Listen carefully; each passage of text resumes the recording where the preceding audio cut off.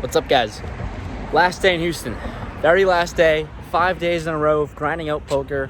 And we're here at 52 Social right outside in Houston, Texas. We've had 4 really good sessions. So let's see how things go. I forgot to say, what's up, guys? It's your boy Ethan. Hope you're having a great day. I really mean that every time. Hope you're all having a great day. So walking up there, and let's see if we can close out this Houston trip on a high note. Let's run it up, man. Houston poker has been treating us super well, and I love these deep stacked 1-3 games. So let's try to hop in there, find a really good table, and yeah, we'll see what happens. I'm not really sure. Hopefully we can pick up some cards unlike last time, but let's just get in there, run things up. Wish us luck.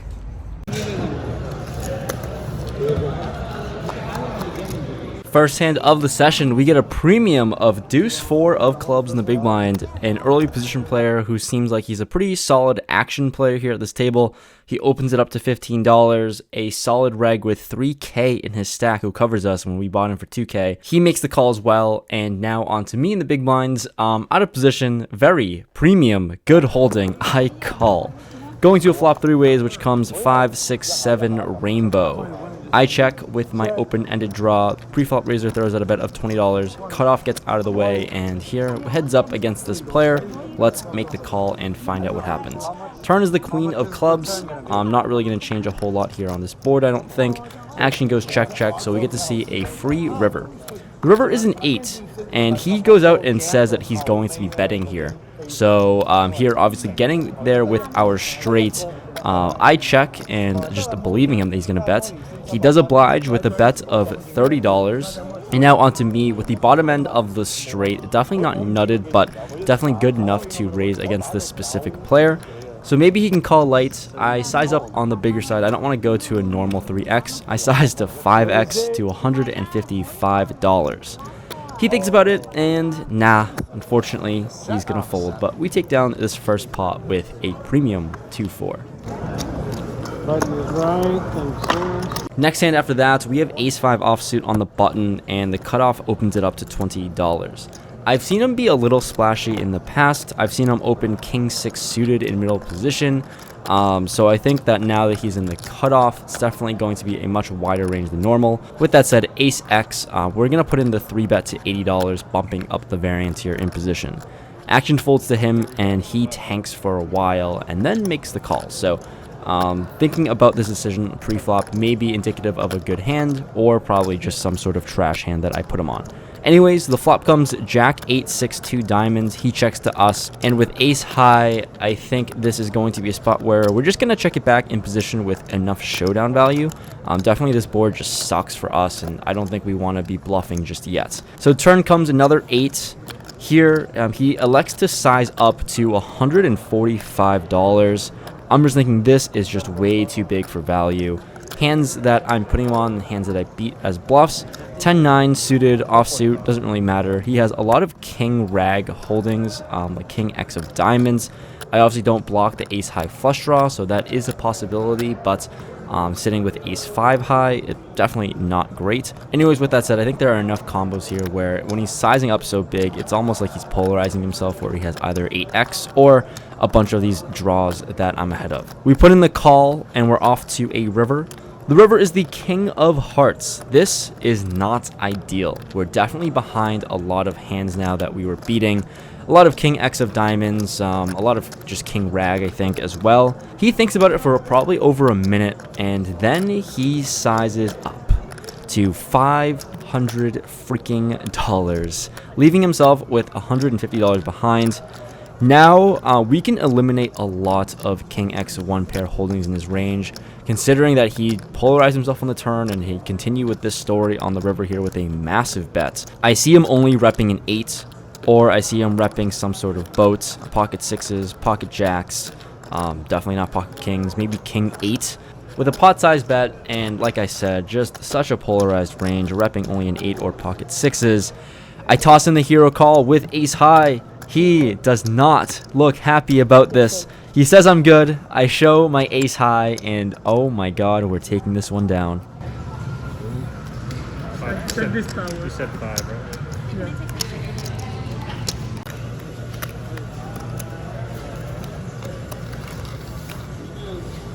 Next hand in the cutoff with pocket jacks on a button straddle. Small blind and low jack put in the limp. Here in position of everyone, I raise it up to $30 and both players limp. So 3 ways to a flop, which is 10-3-4 rainbow. Fairly dry pot, overpair, pretty good board for us. I decided to c-bet $35 on the smaller side. Not really targeting much besides some 10x hands. The small blind folds, and now the low jack check raises us to $85. Okay, so I guess I see him doing this with 5-6 of spades. I can see him doing this with 10x. And I guess obviously the sets, 3s, and 4s are in that range as well. But with an overpair, only $50 more, I put in the call to evaluate a turn. Turn is the 7 of clubs, brings in a backdoor flush draw. This is not the best card, as 5-6 does get there. Once again, he throws out a bet of $150. At this point, I'm hoping he wasn't on any draws, just hoping that he's overplaying ace-10 or something like that.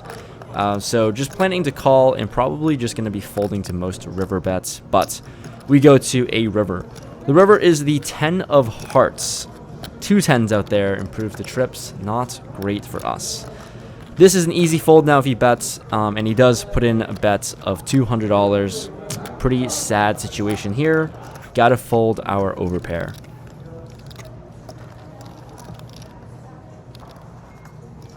Next hand, picking up pocket queens in the big blind, playing 6-handed. Under the gun opens up to $15. There are 2 calls and now action onto me. Out of position and with a pretty good hand, facing an under the gun open who should have a pretty narrow range. I size up, put in that 3-bet to $85. Unfortunately, I guess it seemed a little too big as everyone folds, but we take down $45 in this hand. This next hand, we haven't been too active at the table so far, so when we pick up 6-9 of hearts in the hijack and action folds to me, we're going to open this up just for fun, see what happens. So I opened to $15, and we get some action as the cutoff, button, and small blind make the call. So 4 ways to a flop, which comes 10-8-7 rainbow. We do know how to pick our spots when we flop straights, I guess. I don't know how we do it, but we do it. Anyways, action checks to me. I put in the c-bet to $40, and we only get 1 player to make the call, who's in the cutoff player to my left. Going to a turn, which is an 8. Board pairing, not really ideal, unfortunately. A lot of the 2-pair combos have now turned to boats 10-8 or 8-7. So here, I decided to just play it a little more deceptively. I put in the check, and he quickly checks it back. Off to a river, which is now a 7.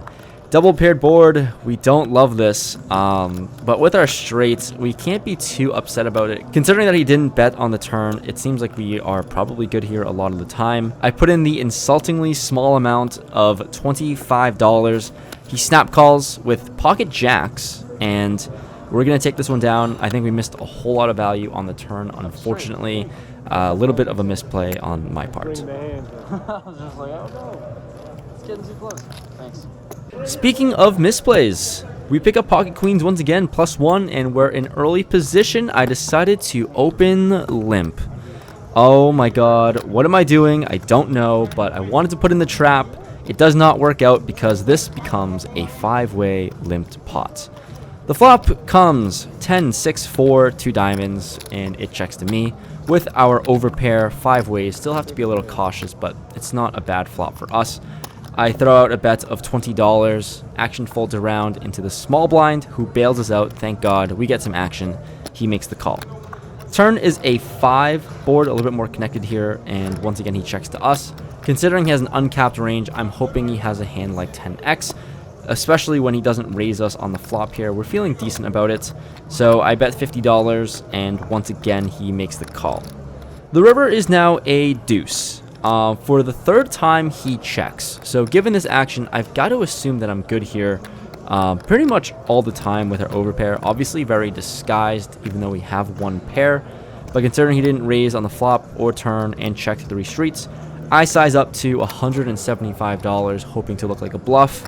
He makes the call, and I show my pocket queens proudly, but no, he shows us 10-6 offsuit.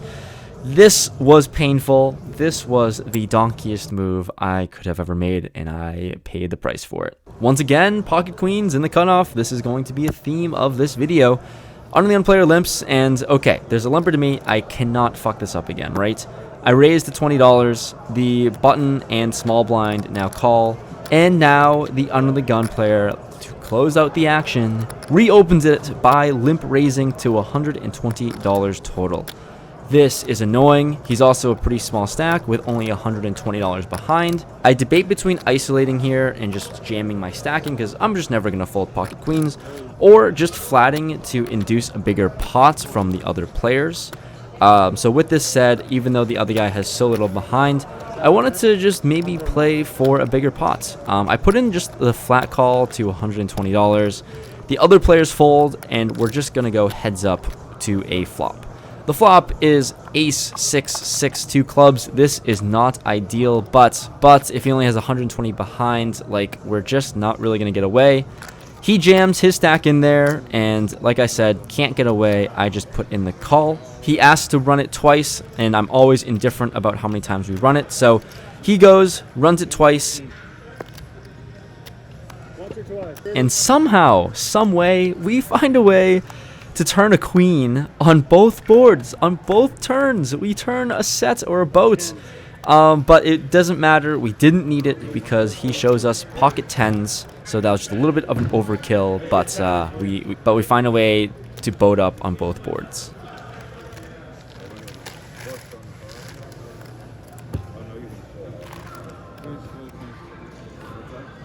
Remember how I said pocket queens was a theme here? Yeah, we pick it up once again in the small blind. There's a limper, then the cutoff raises to $15.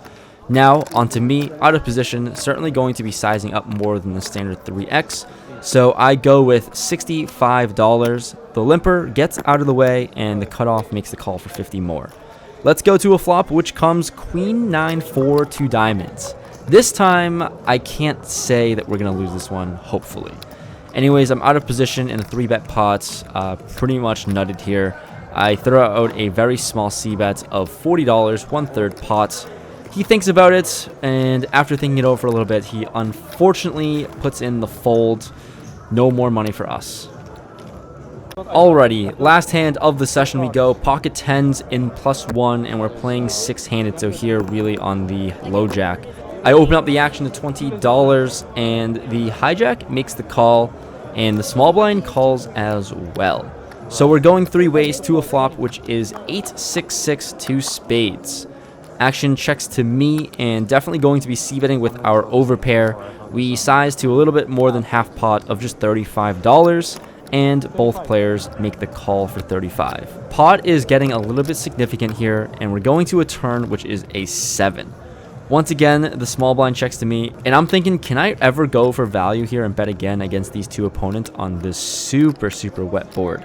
Anyways, checking is no fun. We decided to bet a very small amount of $55 to hopefully get 8x to call. And with this very small $55 bet, we do bait the both of them to call. Now still 3 ways to a river, which comes the deuce of clubs. This is a absolute brick, and now the small blind leads out for $225.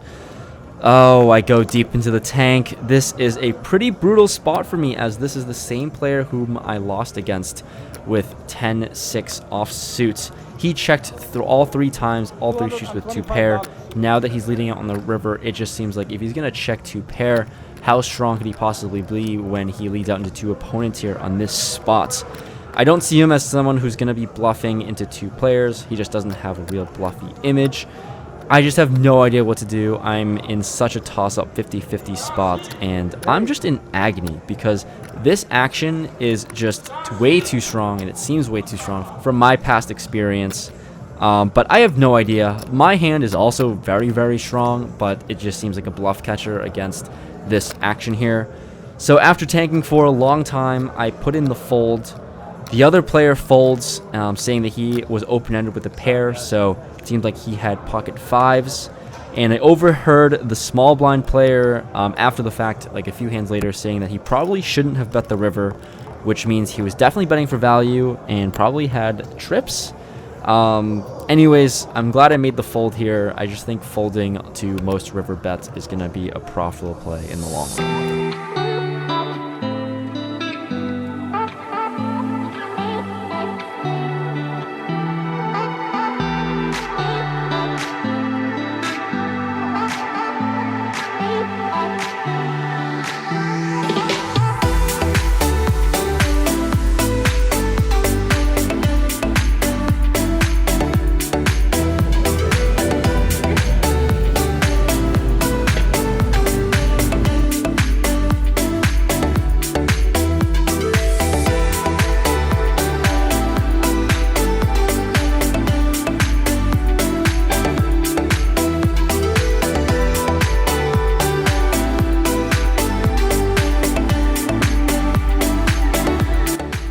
Guys, I totally blanked on making an outro, and that's why I'm in my little nerd glasses here. It's 2 a.m.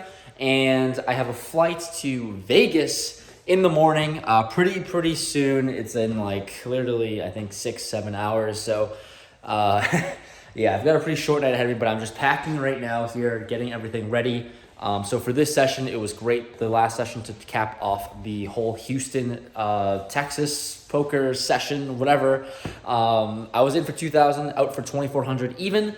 So that is super nice. 5 consecutive sessions in a row where we just banked a win. And this was a really all-around amazing trip. So hopefully you guys enjoyed these series of videos. I'm going to Vegas for a weekend, so I'm going to mix in a few days of poker. I'm not really sure yet. I'm going for, I think, 4 days. 4 days, 5 nights, or something like that. So hopefully we run things up again. We'll see what Vegas is like. I'm going to check out the action there, so be on the lookout for those videos. I absolutely cannot wait for them, and hopefully enjoy it. So this wraps up the Houston trip. Amazing weekend, 5 straight days of poker, 5 great days of poker. Leave a like if you enjoyed. Smash that like button. Really appreciate you guys watching. If you want me to wear these glasses more often, let me know, but I really don't love these. So that's it. I'll see you guys next time. Peace.